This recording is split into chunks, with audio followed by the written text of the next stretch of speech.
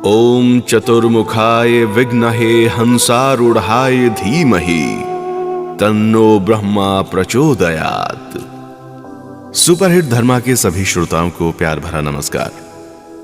ब्रह्मदेव सृष्टि के रचयिता, परम ब्रह्मा, प्रजापति, पितामह और न जाने कितने ही नामों से हम ब्रह्मदेव को जानते हैं। ब्रह्मा ही हिंदू वेद परंपरा, वेदांत और उपनिषद दर्शन में इस सारे विश्व का परम सत्य है और जगत का सार भी। वो दुनिया की आत्मा है और वो विश्व का कारण है जिससे विश्व की उत्पत्ति होती है, जिसमें विश्व आधारित होता है और अंत में जिसमें विश्व विलीन हो जाता है। इस संसार का निर्माण करने वाले परम ब्रह्मा, परम पिता ब्रह्मदेव के बारे में हम सबने बहुत सुना है, बहुत पढ़ा भी है। पर क्या आप जानते हैं ब्रह्मदेव के 4 सिरों का रहस्य क्या है? ब्रह्मा जी के अनेक मंदिर क्यों नहीं हैं? और माता सरस्वती उनकी पत्नी थी या फिर पुत्री? आज इन सभी बातों का विवरण हमारी इस वीडियो में आपको मिलेगा।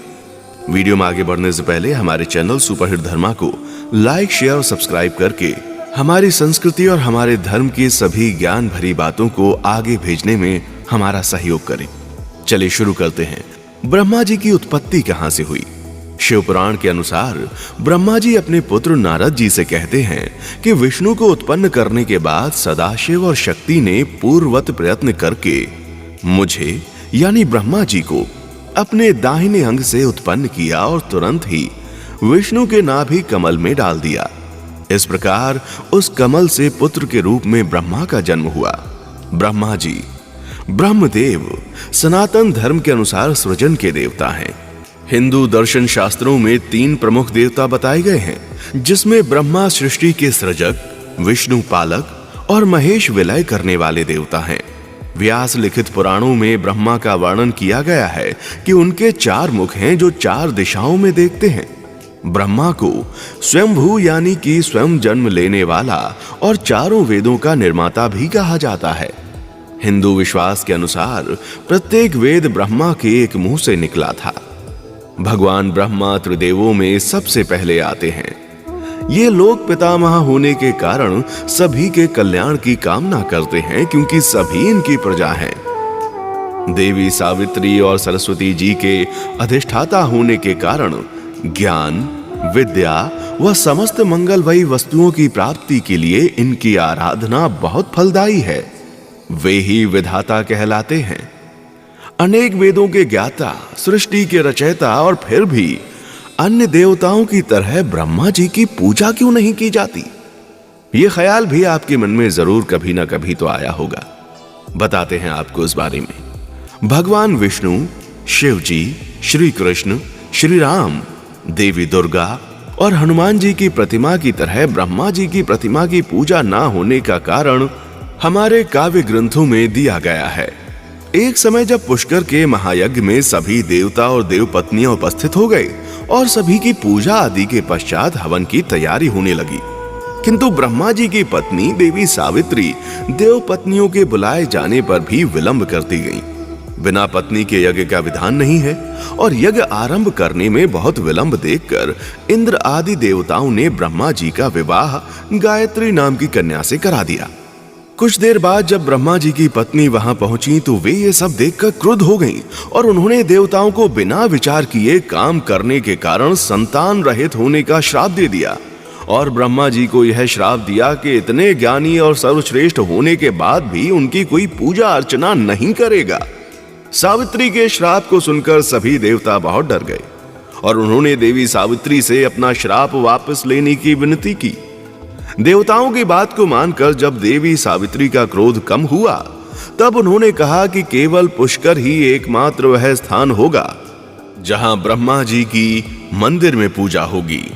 इसलिए ऐसा कहा जाता है कि पूरे संसार में ब्रह्मदेव का एकमात्र मंदिर केवल पुष्कर में ही है। यही कारण है कि ब्रह्मा जी की मूर्ति रूप में पूजा आराधना अन्य जगह नहीं होती। अब एक और सवाल आपके जहन में आता होगा, क्यों है ब्रह्मा जी के 4 सर? दोस्तों, ऐसा माना जाता है कि ब्रह्मा जी के 4 सिर हैं, जिन्हें चारों वेदों के प्रतीक के तौर पर देखा जाता है। वैसे एक बात जो आप नहीं जानते होंगे, ब्रह्मा जी के कभी 5 सिर हुआ करते थे, जिनमें से एक सर को भगवान शिव ने क्रोध में आकर काट दिया था।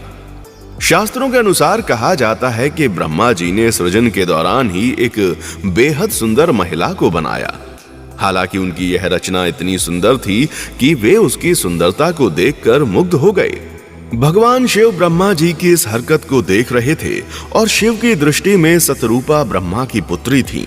उनकी इस हरकत से क्रोधित होकर शिव ने ब्रह्मा जी का 5वां सिर काट दिया था। शास्त्रों के अनुसार तो ऐसा भी कहा जाता है कि शिव जी के श्राप के कारण ही ब्रह्मा जी की पूजा अर्चना नहीं की जाती। अब दोस्तों, एक और सवाल है जो ब्रह्मा जी के बारे में यदा कदा उठता ही रहता है। आज भी बहुत से लोगों को यह समझ पाना बहुत मुश्किल है कि क्या सरस्वती ब्रह्मा की पत्नी थी या पुत्री। पुराणों के अनुसार ब्रह्मा जी की पत्नी मां सावित्री देवी हैं। पुराणों के अनुसार ब्रह्मा जी ने एक और स्त्री से विवाह किया था जिनका नाम मां गायत्री है।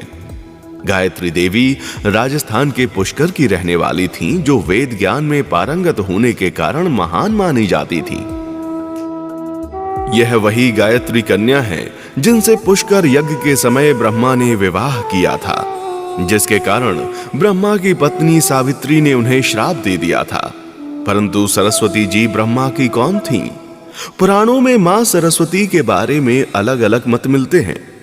एक मान्यता अनुसार सरस्वती तो ब्रह्मा की पत्नी सावित्री की पुत्री थीं और दूसरा विचार यह भी है कि ब्रह्मा ने उन्हें अपने मुख से प्रकट किया था।